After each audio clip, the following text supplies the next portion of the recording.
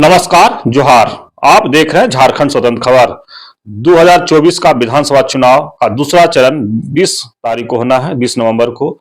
लेकिन इसी बीच में जो चुनाव प्रचार में नेता लोग का बयानबाजी जारी है। लेकिन हम बात करेंगे, शिवराज चौहान जी का एक बयान आया है कि झारखंड में अगर एनडीए का पूर्ण बहुमत सरकार बनेगी तो सरना कोड 1932 पर भी लेंगे फैसला। ये शिवराज सिंह चौहान कहे हैं। तो इसी तमाम और भी नेता अपने अपने बयान दिए हैं, लेकिन बात करेंगे लेखक लक्ष्मण डुंगनू जी से कि ये बयान जो लोग दे रहे हैं उस पर इनका क्या विचार है, क्या प्रतिक्रिया है।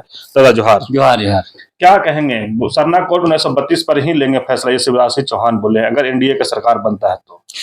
देखिए, जितने भी भाजपा के नेता, चाहे वो प्रधानमंत्री मोदी, गृह मंत्री अमित शाह हो या शिवराज सिंह चौहान हो, हेमंत बिस्वा शर्मा हो, बाबूलाल मरांडी हो, सारे के सारे जो है कि झारखंड में घूम घूम कर सिर्फ जुमलाबाजी कर रहे हैं। इसलिए मैं कहता हूं कि भाजपा आज की तारीख में भारतीय जुमला पार्टी है। अब जो सवाल आपने पूछा, सरना कोड और 1932 का खतियान, भाजपा ने 25 संकल्प जारी किया है अपना घोषणा पत्र में। 25 संकल्प के अंदर न सरना कोड है और न 32 का खतियान है। तो जिस पार्टी का 25 संकल्प है झारखंड में सरकार बनाने के बाद उस संकल्प को लागू करने का, उसमें सरना कोड और 32 का खतियान है ही नहीं, तो ये झूठ नहीं तो और क्या है। तो ये लोग घूम घूम के झूठ बोलते हैं, नफरत फैलाते हैं और जुमलेबाजी करते हैं। ऐसा लगता है कि भाजपा के सारे नेता और माननीय शिवराज सिंह चौहान भी आदिवासियों को बेवकूफ समझते हैं। झारखंडी आदिवासी मूलवासी सबको ये लोग बेवकूफ समझते हैं, इसीलिए इस तरह से जुमलेबाजी करते रहते हैं। तो सरना कोड पर सिंपल सा बात आप सोचिए, इनके केंद्रीय राज्यमंत्री, गृह केंद्रीय राज्यमंत्री, स्पष्ट उन्होंने कहा कि आदिवासी हिंदू हैं। ये लोग भी बोलते चलते हैं। कल परसों बाबूलाल मरांडी ने क्या कहा? उन्होंने कहा कि सनातन हिंदू धर्म है तभी जो है कि सरना का अस्तित्व है। अब समझिए कि यहाँ पर 65,000 साल से आदिवासी रह रहे हैं। सरना धर्म का अस्तित्व 65,000 साल से है, मतलब डीएनए रिपोर्ट के अनुसार, है ना, जो अस्तित्व मिला उससे पहले से है। लेकिन जो डीएनए रिपोर्ट को हम लोग मानेंगे तो अब वही डीएनए रिपोर्ट क्या बोल रहा है, जो सनातन हिंदू धर्म को भारत में जो उसका झंडा ढो रहे हैं या जिसको उन्होंने एस्टेब्लिश किया, या जो लोग उसके वाहक हैं, उनका अस्तित्व 3,500 से 4,000 साल पहले का है। यूरेशिया से वो आए हैं। तो किस तरह से दावा करेंगे कि मतलब हिंदू धर्म का अस्तित्व है तभी तक सरना का अस्तित्व है। तो इस तरह से झूठ बोलने वाले लोग झूठी बोलते रहते। ये कभी भी सरना कोड नहीं देने वाले। अगर सरना कोड देना होता तो झारखंड विधानसभा से पारित हो चुका है। अब वहां केंद्र में भेजा जा चुका है। केंद्र में भाजपा की सरकार है। आप क्यों नहीं दे देते हैं जल्दी से? तो देना नहीं है। अब विधानसभा का तो जरूरत नहीं है, क्योंकि विधानसभा में ऑलरेडी यह पारित हो चुका है। अब दूसरी बात, 32 का खतियान का बात। तो भाजपा जो है 32 का खतियान से भी ये लोग नफरत करते हैं, झारखंड शब्द से भी नफरत करते हैं, आदिवासियों से भी नफरत करते हैं। इसीलिए 2016 में इन्होंने स्थानीय नीति जो लाया, उसमें क्या किया है, झारखंड में जितने भी बाहर से लोग आए हैं या अभी आ रहे हैं, सभी के सभी झारखंडी हैं। मतलब उनको कहीं नौकरी मिल गया, कुछ सालों के बाद झारखंडी बन जाएंगे, उनके बच्चे पैदा हुए, यहाँ पे पढ़ लिख गए, सारे के सारे झारखंडी। तो ऐसा स्थानीय नीति लागू करने के बाद, और इन्हीं का स्थानीय नीति की वजह से क्या हो रहा है कि सबसे ज्यादा बाहरी लोगों को नौकरी मिल रहा है। और यहाँ हेमंत सोरेन की सरकार ने स्थानीय नीति बनाया 32 के खतियान के आधार पर, नियोजन नीति, उसको राज्यपाल ने अटका दिया। तो ये लोग नहीं चाहते हैं कि यहाँ के झारखंडी आदिवासी और मूलवासियों को कभी न्याय मिले। सिर्फ जुमलेबाजी करते हुए सत्ता में जाना इनका मूल मकसद। लेकिन एक और बयान शिवराज चौहान का आया है कि घुसपैठियों को बाहर निकाल लेंगे, देश धर्मशाला नहीं है।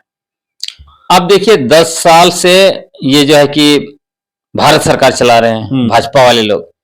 या दुर्भाग्य है कि देश के केंद्रीय मंत्री शिवराज सिंह चौहान आके यह बोल रहे हैं, देश के माननीय गृह मंत्री आके झारखंड में बोलते हैं कि हमें यहाँ सत्ता दो, हम यहाँ से चुन चुन कर लोगों को जो है कि घुसपैठियों को बाहर निकालेंगे। सबसे पहले इनको तो हिसाब देना चाहिए कि जब भारत में सरकार बनाने से पहले, केंद्र में बैठने से पहले इनका वादा था, ये बार बार कहते थे कि देश में हमारी सत्ता जैसे ही बनेगी, जैसे हम सत्ता में बैठेंगे वैसे ही देश के घुसपैठियों को चुन चुन कर जो है कि बंगाल की खाड़ी में फेंकेंगे। तो यह हिसाब देने का वक्त है कि सबसे पहले जुमलेबाजी करने से पहले इनको हिसाब देना चाहिए कि विगत 10 साल के अंदर 10 साल में इन्होंने कितने बांग्लादेशी घुसपैठियों को देश से उठाकर बाहर फेंका। और सबसे बड़ी बात अब देखिए कि बांग्लादेशी घुसपैठी घुसपैठी बोलते हैं, उसको मुद्दा बनाते हैं। बांग्लादेश की प्रधानमंत्री को किसने यहाँ पे जो है कि शरण दे के रखा है? मोदी जी ने शरण दे के रखा है।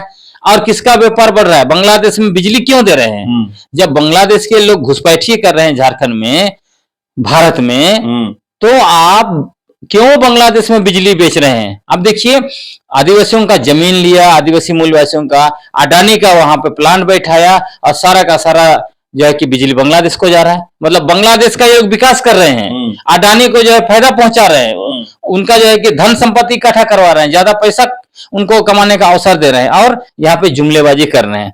तो ऐसे लोग सिर्फ जुमलेबाजी ही कर सकते हैं, ये सिर्फ ठग लोग हैं, झूठ बोलते रहते हैं। लेकिन दादा एक और शिवराज सिंह चौहान बोले हैं कि झारखंड के विकास के लिए प्रधानमंत्री नरेंद्र मोदी जी का मन जो बहुत तड़प रहा है। इनको तो हिसाब देना चाहिए, इतना तड़प रहा है तो पिछला जो है कि 16 साल इनका शासन रहा है ना। 16 साल में कम से कम 5 साल तो उनके साथ काम किए। मतलब मोदी जी का केंद्र में सरकार था और यहाँ पे जो है कि ये रघुवर मुख्यमंत्री थे। तो उस समय क्या किया इन्होंने? तो भाजपा को सबसे पहले 16 साल शासन किया झारखंड में, उसका हिसाब देना चाहिए, उसके बाद ही इस तरह का जुमलेबाजी करना चाहिए। नहीं तो लोग समझ जाएंगे भाजपा के सारे नेता ठग है और जुमलेबाज हैं। लेकिन एक और कहेंगे, झारखंड की धरती अमीर है लेकिन जनता गरीब है, हमने इसे बदलने का संकल्प लिया है। तो सबसे पहले माननीय शिवराज सिंह चौहान जी 1,36,000 करोड़ रुपया केंद्र में है भारत का, मतलब झारखंड का, भारत सरकार के पास, उसको दिलवाए ना। वो माननीय प्रधानमंत्री मोदी जी को कहे, बोले कि आप जो है कि झारखंड को जल्द से जल्द जो है कि दीजिए। या इस बार अभी देखिए 1 दिन और बचा हुआ चुनाव का प्रचार, उनको बोलना चाहिए कि हम जो है कि अभी तुरंत 1,36,000 करोड़ रुपया रिलीज कर रहे हैं, अब दीजिए पैसा। तभी झारखंड की जनता जो है उन पर विश्वास करेगी, और नहीं तो इनको कुछ नहीं मिलने वाला है। लेकिन अगर अमित शाह की बात करें दादा, तो वही एक बयान दिया है कि माटी और बेटी की रक्षा नहीं कर सकते हैं हेमंत। हाँ, ये लोग जुमलेबाजी करेंगे। देखिए हकीकत यही है। आपको याद होगा 2014 में जब इसी तरह का झारखंड का विधानसभा चुनाव हो रहा था, तो प्रधानमंत्री मोदी जी आए थे। उन्होंने कहा था कि हमारी सरकार, मतलब भाजपा की सरकार के रहते कोई माय का लाल नहीं है जो आदिवासियों की जमीन छीन सकती है। और ये भी वही कह रहे हैं, माटी बेटी की रक्षा हेमंत सोरेन नहीं कर सकते, हम ही करेंगे। ये कैसे माटी बेटी की रक्षा कर रहे हैं, उसका 2 उदाहरण से आप समझ लीजिए, 3 उदाहरण उसका मूल है। एक तो गोड्डा, आप चले जाइए, गोड्डा में आदिवासियों का धान का फसल लहलहा रहा था और मूलवासियों का भी खेत में धान का फसल लहलहा रहा था। वहां पर बुलडोजर चलाए और उसको अडानी को दिया। तो ऐसा माटी का रक्षा अमित शाह जी और भाजपा करते हैं। मोदी जी ऐसे माटी का रक्षा करते हैं, आदिवासियों की माटी की रक्षा करते हैं। और बेटी का रक्षा कैसे करते हैं वो आप देख लीजिए, मणिपुर में। मणिपुर में इनकी सरकार है, वहां आदिवासी बेटी बहनों को नंगा घुमाया गया, बलात्कार किया गया, यहां तक कि एक बेटी के साथ बलात्कार किया गया और उसको जिंदा भी जला दिया गया। उसके बाद भी माननीय प्रधानमंत्री आज तक वहां नहीं गए और जो है वहां की सरकार जो है, जो मुख्यमंत्री है, उसको हटाया तक नहीं। तो ऐसे ये बेटी माटी की रक्षा करते हैं। और उसके साथ हंसते चले जाइए छत्तीसगढ़। छत्तीसगढ़ में सरकार बनाया, सरकार बनाने के बाद तुरंत जो है पूरा हसदेव जंगल को ये लोग बेच खा रहे हैं, अडानी के लिए सब कुछ सौंप दिया है। तो ये बेटी माटी रक्षा ऐसे करते हैं। वहां छत्तीसगढ़ में हसदेव जंगल को बेच खाते हैं और झारखंड में कहते हैं हम जल जंगल जमीन की रक्षा करेंगे। तो ऐसे लोगों पर कौन भरोसा करेगा? आप जितना ज्यादा ये लोग जुमलेबाजी करेंगे, झूठ बोलेंगे, नफरत फैलाएंगे, धीरे धीरे देखिएगा ऐसा वक्त आएगा कि इनको कोई पूछने वाला नहीं होगा। लेकिन अगर मोदी जी के एक बयान है कि जाति के नाम पर लड़ा रही है कांग्रेस और भाजपा जोड़ रही है, क्या लगता है ये कांग्रेस लड़ा रही है और भाजपा जोड़ रही है? पहली बात तो है कि यह अफसोसजनक बात है कि जिस देश का संविधान का शपथ खाने के बाद माननीय प्रधानमंत्री मोदी जी देश के पहले प्रधानमंत्री हैं जो सालों भर धर्म के नाम पर नफरत फैलाते रहते हैं। इतना जहर उन्होंने घोला है कि उस जहर को निकालना बहुत मुश्किल हो गया। अब समझ लीजिए, ये कह रहे हैं कि कांग्रेस जाति के नाम पर लड़ाती है, जाति के नाम पर बांटती है ना। हेमंत बिश्व शर्मा भी कहे बोले हैं वही बात कि जो है कि राहुल गांधी जाति के नाम पर बांट रहे हैं लोगों को। इनको तो सबसे पहले जो आरएसएस प्रमुख मोहन भागवत को बोलना चाहिए, क्योंकि मोहन भागवत ने क्या कहा है? मोहन भागवत ने कहा है कि जाति जो है वो भगवान ने नहीं ब्राह्मणों ने बनाया। इसका मतलब तो ब्राह्मणों ने बांटा है, तो आप ब्राह्मण लोगों को बोलिए ना। वर्ण के नाम पर ब्राह्मण, क्षत्रिय और वैश्य क्या राहुल गांधी ने बनाया है? उसके बाद अगर सोशियोलॉजी का बात करेंगे, 3000 जातियां, 25,000 उपजातियां, कोई बोलता है 6000 जातियां, तो ये क्या राहुल गांधी ने बनाया है? आप देखिए कई एक जगह पे ऐसे घटनाएं आ रहे हैं। मतलब जैसे ही सत्ता चली जाती है, इनकी सत्ता जाने की स्थिति होती है, ये जो है हिंदू धर्म, सनातन धर्म के नाम पर लोगों को बरगलाना शुरू करते हैं, नफरत फैलाते हैं। और जैसे ही जब दलित, आदिवासी और ओबीसी को आरक्षण देने की बात होती है, उनको हक अधिकार देने की बात होती है, तो क्या बोलता है? आरक्षण ने देश को जो है कि तोड़ा है, आरक्षण खत्म करो। हाँ, तो ये लोग, ये बात है स्पष्ट कि भाजपा जो है स्वर्णों की सत्ता को बरकरार रखने के लिए एड़ी चोटी एक किए हुए हैं। राहुल गांधी पर आरोप ये क्यों लगाते हैं? वो इसलिए आरोप लगाते हैं क्योंकि राहुल गांधी लोगों को, खासकर ओबीसी, दलित और आदिवासी, कह रहे कि इनको हिस्सेदारी मिलनी चाहिए। हाँ। और देश में यदि आप देखेंगे तो जनसंख्या के आधार पर ओबीसी लगभग 52% है और उनको आरक्षण 27 का है। मतलब सबसे ज्यादा हकमारी ओबीसी की हो रही है। और ये बात स्वर्णों को पता है कि जिस दिन ओबीसी समाज एकजुट हो गया, भारत के सत्ता पर हमेशा ओबीसी रहेंगे। जैसे जिस तरह से बिहार में, बिहार में ओबीसी ने स्वर्णों की सत्ता को खत्म कर दिया। अभी देखिए कोई भी स्वर्ण वहां पे मुख्यमंत्री बन नहीं रहे हैं और बनने के लिए उनको सोचना पड़ेगा। और इसीलिए जो है कि उनको लगता है कि अगर यही हालत देश में हो गया, ये मोदी जी कहते हैं ओबीसी है, लेकिन वो सिर्फ मुखौटा है। दलित, आदिवासी, ओबीसी के हक में क्या करना है? आपने देखा कि आईएएस किनको बनाया? बिना आईएएस एग्जाम को बना रहे थे। आजकल देखिए एक ऐसे भी डिबेट चलवा रहे हैं, बड़े बड़े पूंजीपतियों, उद्योगपतियों से बुलवा रहे हैं कि अब यूपीएससी से आईएएस का सिलेक्शन नहीं होना चाहिए। ये सब चीजें क्या है? ये सब चीजें अंदर से आरएसएस खेल रहा है कि कैसे भी करके दलित, आदिवासी, ओबीसी एग्जाम सब पास करके जो जा रहे हैं, आईएएस बन रहे हैं, बड़ा बड़ा जगह पे जा रहे हैं, उसको रोको। उसी लिए आप देखिए कॉलेजियम सिस्टम अभी भी सुप्रीम कोर्ट में बरकरार है, कानून बना फिर भी उसको बरकरार रखा गया। तो ये सब खेल है जिसको संरक्षण बीजेपी दे रही है, मोदी जी दे रहे हैं। और इसीलिए जो है कि ये लोग कांग्रेस पर निशाना बनाते रहते हैं और राहुल गांधी को बोलते रहते, ताकि क्या होगा, लोगों का आंख ना खुले।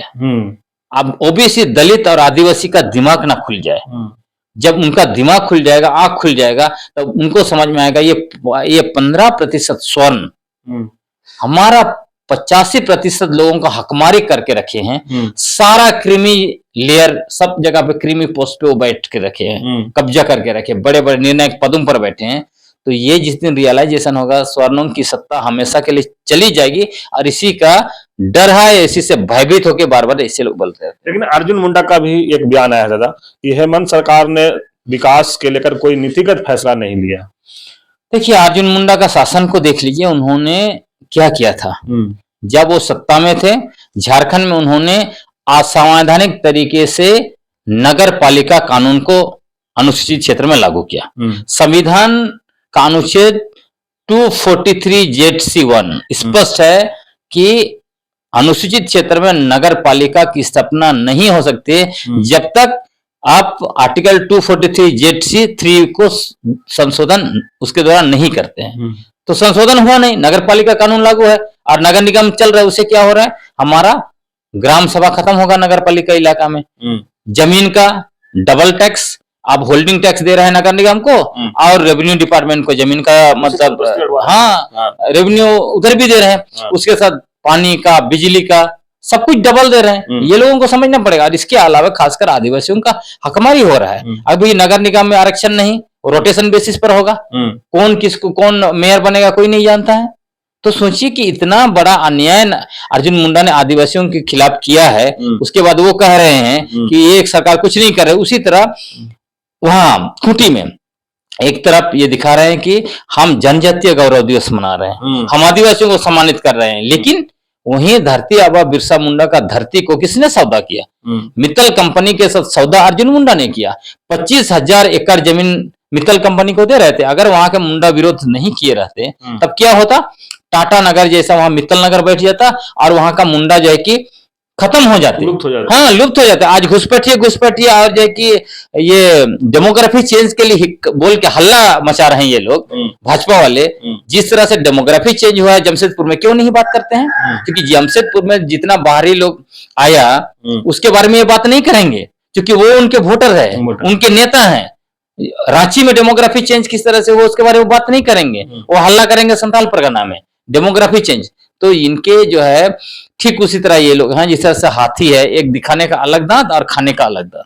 तो ये दिखाते हैं हम आदिवासियों के हितैषी है, लेकिन अंत में आदिवासियों का ही जल जंगल जमीन को पूंजीपतियों को सौंपेंगे, आदिवासी को वनवासी बोलेंगे, आदिवासी का धर्म को खत्म करेंगे, बोलेंगे सनातन हिंदू है।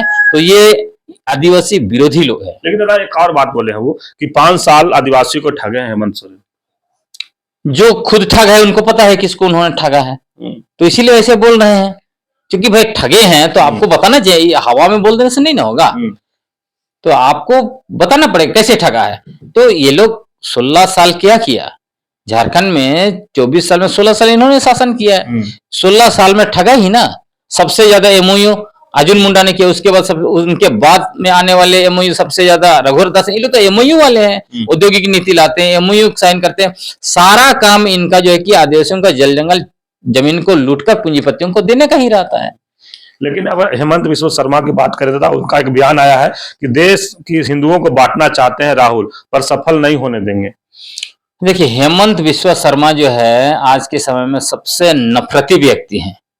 इतना ज्यादा नफरत और जहर उनके दिलों में है, सोचना मुश्किल हो जाता है।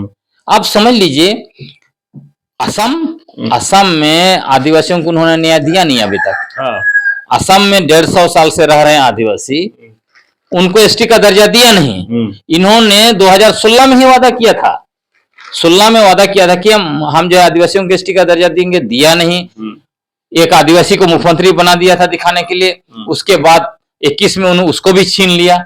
अभी स्वर्ण शासन कर रहा है, आदिवासियों को न्याय वहां नहीं दे रहे हैं और यहाँ आके कह रहे हैं कि हम आदिवासियों को न्याय देंगे, उनका घुसपैठियों जो जमीन कब्जा की उसको वापस देंगे। अरे भाई जब आदिवासियों आप चाहते हैं, आदिवासियों का इतना बड़ा हितैषी हैं, तो जो आपने जो गोड्डा का जमीन 2016 में अडानी को पकड़वा दिया आदिवासियों से लूटकर, वहां उनका लहलहाता हुआ फसल में बुलडोजर चलाकर उस जमीन को वापस आदिवासियों को दिलाइए ना, तभी आदिवासी विश्वास करेगा कि आप घुसपैठियों जो लिए हैं उसको देंगे। उसके साथ साथ जो बाहर से दूसरे राज्यों से आए हैं उनकी भी बात कीजिए। जितना आदिवासी का गैरकानूनी तरीके से जमीन कब्जा किया गया बाहरी लोगों के द्वारा, रांची में, खूंटी में, हर जगह घूम के देखिए, उसके बारे में बात कीजिए। क्यों घुसपैठियों का बात करते हैं? क्या आपके अनुसार, क्या भाजपा के नेताओं के अनुसार झारखंड में बाहर से जितने भी आए हैं सारे के सारे घुसपैठिए हैं या सिर्फ मुसलमान घुसपैठिए हैं?